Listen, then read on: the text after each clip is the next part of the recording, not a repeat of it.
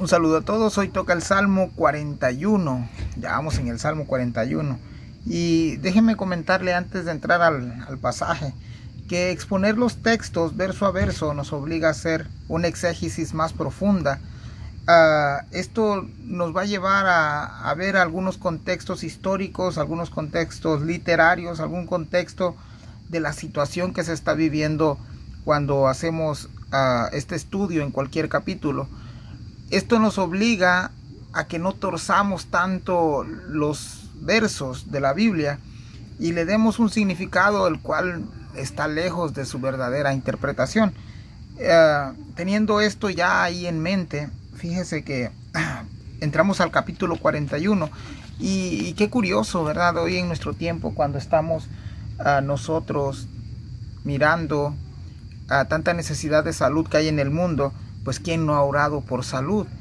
¿Verdad? Muchos creo que hemos orado, y aquí incumbe a los inconversos y a los creyentes, tanto los creyentes como los inconversos, cuando se encuentran en una situación de enfermedad y que requieren salud, pues están haciendo cadenas de oraciones. Esto es muy frecuente ya en las redes sociales, y también están pidiendo oración, o mismo los creyentes, ¿verdad? Se ponen en oración y en ayuno para tratar de que Dios escuche esas peticiones y sean respondidas favorablemente.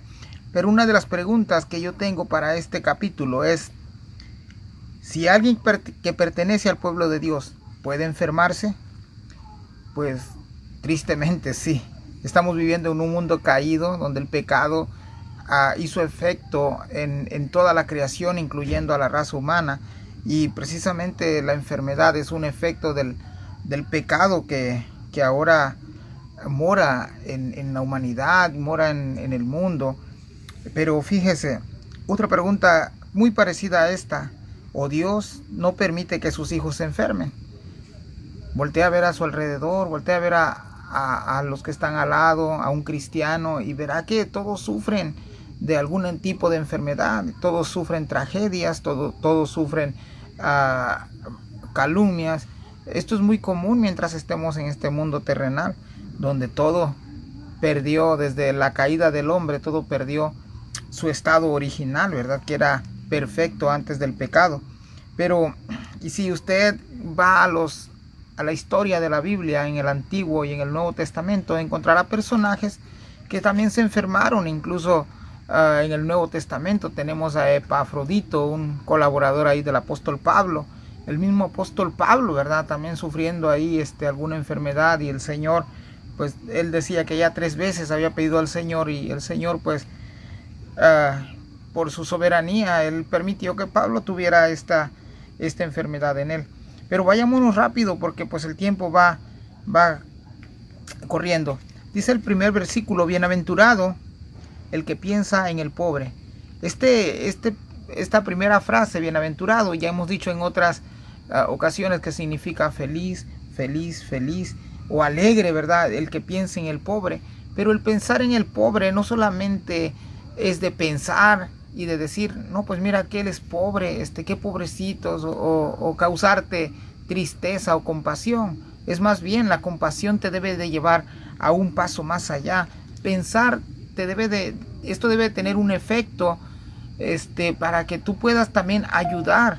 ¿Sabías que estamos en una cadena donde tú ayudas, alguien te ayuda, y ese que te ayuda también es ayudado por alguien? Aunque el hombre a veces se jacta que no necesita de nada, tenemos un proveedor de todas las cosas llamado Dios, ¿verdad? Que rige el universo con su poder y su gloria. Y dice el mismo versículo 1: en el día malo lo librará Jehová. ¿Cuáles son estos días malos? Pues realmente podríamos decir que un día malo es cuando uno cae en enfermedad. De hecho, el texto, el pasaje, el capítulo habla pidiendo salud, ¿verdad? David pidiendo salud. Fíjese que en el Proverbios 14:21 dice que peca el hombre cuando menosprecia a su prójimo. Es decir, lo que tú estás sintiendo, o lo que tu prójimo está sintiendo, deberías de compadecerte de él, porque así como tú también padeces de algo, alguien se compadece de ti, ¿verdad? Y por eso le decía que cuando uno se compadece de alguien o cuando uno piensa en el pobre, alguien más lo está haciendo por ti. ¿Por qué? Porque Dios permite que esto sea así. Fíjense, el Señor Jesús enfatizó este punto muy importante. En Mateos 22:39 dice el segundo mandamiento. El segundo mandamiento dice: amarás a tu prójimo como a ti mismo. Hermano, tus necesidades forman parte de una cadena, donde unos cubren tu necesidad y tú cubres la de otros. No sé si tú lo has visto de esa manera. Pero el versículo 2, dice el versículo 2: Jehová lo guardará y le dará vida, será bienaventurado en la tierra y no lo entregarás a la voluntad de sus enemigos. Jehová lo guardará y le dará vida.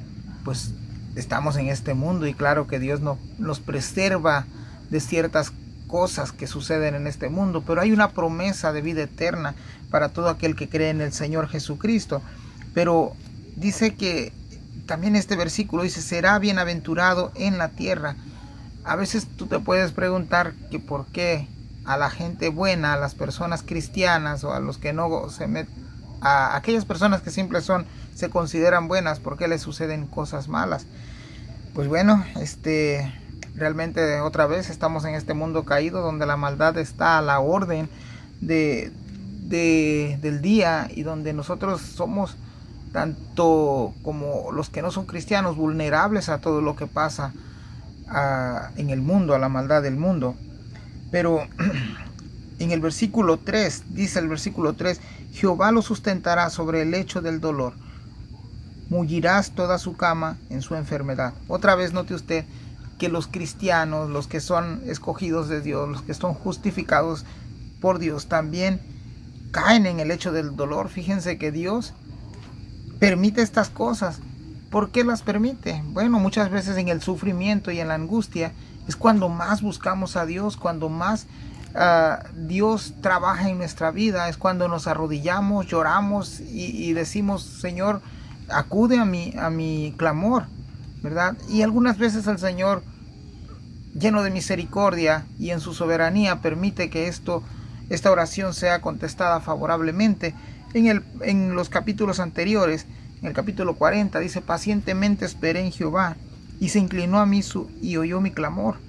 Vemos que Dios se compadece de sus hijos, pero algunas veces también dirá: espera, y algunas otras veces dirá: bueno, no, y algunas otras veces contestará prontamente y vendrá nuestro auxilio.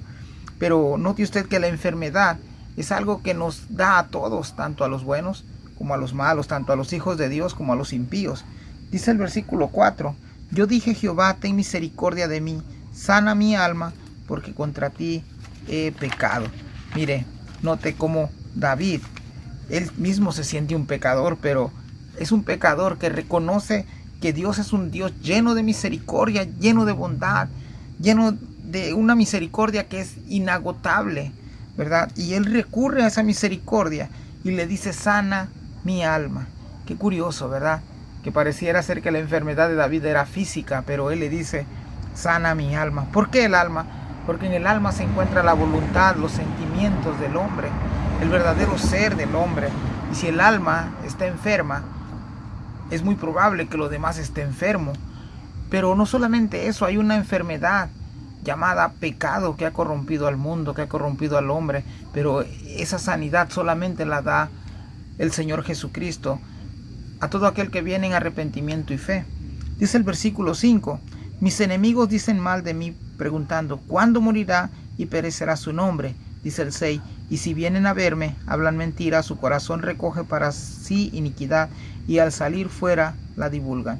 El 7 dice: reunidos murmuran contra mí, todos los que me aborrecen contra mí piensan mal, diciendo de mí. El 8: cosas pestilencial se ha apoderado de él, y el que cayó en cama no volverá a levantarse. Ven ustedes que muchas personas que consideramos amigos, cuando uno está pasando en este momento de situaciones difíciles, de situaciones dolorosas, muchas veces estos que dicen ser amigos se vuelven los peores enemigos. Y no solamente eso, sino que van y cuentan sus cosas pero escuchan tus cosas y después van y las divulgan y las tuercen. Y no solamente eso, porque nos dice también el versículo 9, dice, aún el hombre de mi paz, en quien yo confiaba, el que de mi pan comía, alzó contra mí su calcañar. Hermanos, David tenía un hombre de confianza, tenía un hombre que era su consejero, tenía un hombre que él mismo decía que cuando este consejero hablaba era como si Dios mismo le hablara. Este consejero se llamaba Aitofel y lo vemos ahí en segunda de Samuel 15:12. Este hombre conspiró contra David, pero aún peor, este señor comía de la misma mesa de David, estaba sentado a la misma mesa, pero junto con él había alguien más que había traicionado también a David. Así que si tú te has sentido traicionado, déjame decirte que no eres el primero. David experimentó eso, como muchos de nosotros hemos experimentado este tipo de traición, pero así también nosotros hemos traicionado a otras personas, pero una traición que ha marcado la historia, una traición que ha marcado al mundo del cristianismo y al mundo no cristiano, es la traición de Judas. ¿Quién no recuerda esa traición? Esa traición ahí de Judas en Mateo 26:27. Le preguntan al Señor, bueno Señor, ¿y quién será el que te va a entregar? Y el Señor dice, bueno, aquel que moje su pan junto al mío, aquel que coma de mi mismo plato, ese me va a entregar, refiriéndose a Judas, el que traicionó a Jesús. ¿Te imaginas que tú fueras traicionado por la persona de tu confianza? Pues sería un dolor muy grande, ¿verdad? Sentirías que tu mundo se derrumba, sentiría que ya no vale nada. Vemos muchas formas de traiciones, ¿verdad? En la actualidad, y uno ha formado parte, ya sea como víctima o como victimario. Dice el versículo 10, mas tú, Jehová, ten misericordia de mí y hazme levantar y les daré el pago. Aunque tú no lo creas, David aquí no está pidiendo venganza por sí mismo, más bien él quiere que el Señor lo levante y quiere que sus enemigos miren que él se ha levantado para continuar adelante. Dice el 11, en esto conoceré que te he agradado, que mi enemigo no se huelgue de mí. Si te das cuenta, tenemos un enemigo en común. Muchos dirán, es Satanás. Sí, tenemos ese enemigo que es un enemigo común, pero tenemos algún otro enemigo que mora dentro de nosotros. Uno mismo tiene esa lucha interna, uno mismo es su propio enemigo. El apóstol Pablo decía, bueno, lo que yo quiero hacer no lo hago y lo que no quiero hacer termino por hacerlo. Esa lucha está constante todo el tiempo. Estamos en una guerra espiritual donde es muy probable que si no acudimos a nuestro Señor Jesucristo y a su Espíritu Santo, seamos sucumbidos por el pecado. Dice Romanos 12:14, no reine pues el pecado en vuestro cuerpo mortal. Se dan cuenta de que en nuestro cuerpo mortal mora el pecado, pero también el versículo 14 dice, porque el pecado no se enseñoreará de vosotros. ¿Cómo es posible esto? Bueno, cuando tú le das entrada al Espíritu Santo de Dios, cuando tú le das entrada a Jesucristo en tu vida, Él viene y reina en tu vida. Él viene y no deja que el pecado se enseñoree de ti, pero no es por tus fuerzas, es porque Dios ha enviado ese Espíritu Santo cuando tú le recibes. Dice el versículo 12, en cuanto a mí, en mi integridad me has sustentado y me has hecho estar delante de ti para siempre. ¿Te imaginas estar delante de una eminencia mortal, de un rey, de un presidente, de un primer ministro? Eso sería el sueño de muchas personas, ¿verdad? Estar delante de una eminencia mortal. Pero ahora te hago la pregunta, ¿cómo sería estar delante del Rey soberano de todo el universo? Eso sería algo que tus ojos tal vez no podrían contemplar a simple vista, si no es a través de un cuerpo glorificado. Dice, en cuanto a mi integridad me ha sustentado. Él está reconociendo que Dios ha estado siempre con él, sustentándolo en lo bueno y en lo malo. Y esta oración pidiendo salud, pues es muy común en todos nosotros, ¿verdad? A veces con una simple gripa o una enfermedad mortal, pues estamos clamándole al Señor por salud. Y el cierre de este salmo es impresionante, porque después de que él hace la oración, termina por bendecir a Dios, por alabar a Dios. Dice el 13, bendito sea Jehová, el Dios de Israel, por los siglos de los siglos. Amén y amén. David, al ser el rey, tenía el poder de decretar y decir: vamos a alabar todos a Jehová, al Dios de Israel, por los siglos de los siglos. Amén y amén. En otras palabras, él lo podía hacer, podía dar este decreto, pero él no quería dar un decreto que fuera obligatorio, más bien quería dar a conocer todas las maravillas, todas las cualidades de este Dios, todo lo que lo caracteriza de ser el único Dios verdadero, y que las naciones y el pueblo de Israel pudieran alabar a Dios no solamente por un lapso de tiempo, sino por los siglos de los siglos. Y termina con la palabra amén y amén. Y todos creo que conocemos este significado que quiere decir: así sea, así sea. Dios te bendiga, hermanos. Esta ha sido mi devocional. Te robé 16 minutos, pero espero que hayas aprendido mucho. Un saludo a todos los hermanos de Camino de Vida, a Ciudad Juárez, allá donde tengo primos, a Phoenix, a Ohio, a Jonesboro, a los hermanos que nos están escuchando ahí, youtubers allá de Ecuador, de Colombia. Tengo algunos hermanos que nos han estado escribiendo de República Dominicana. También pues hay personas que nos están siguiendo por ahí. Gracias por compartir los videos, gracias por escucharlos. Si tú no estás de acuerdo con lo que digo, pues deja tu comentario, y yo también quiero aprender. Yo no lo sé todo, estamos aprendiendo juntos, pero Dios te bendiga. Sigamos adelante confiando en la palabra del Señor. Bendiciones.